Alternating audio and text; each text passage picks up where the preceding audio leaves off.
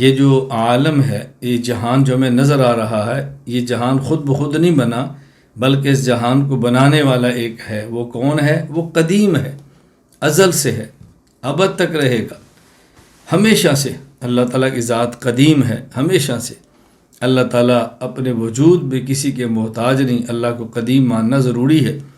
اگر اللہ تعالیٰ کو قدیم نہ مانے تو اس کا معنی یہ ہوگا اللہ اپنے وجود میں کسی چیز کے محتاج تھے، جب وہ احتیاج ختم ہوئی تو اللہ تعالیٰ کو وجود مل گیا۔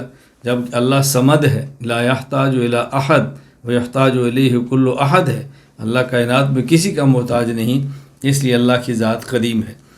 یہاں جو شاہ صاحب فرماتا ہے ان للعالم ثانیا قدیما، کہ دیکھیں یہ بات طے شدہ ہے کہ اس عالم جہان کے لیے کوئی ثانی ہے، طے شدہ ہے۔ طے شدہ کا مطلب کیا ہے؟ پوری دنیا کے عقلاء اس بات پر متفق ہیں کہ دنیا میں جب بھی کسی چیز کو وجود ملتا ہے تو بغیر وجود دینے والے کے نہیں ملتا۔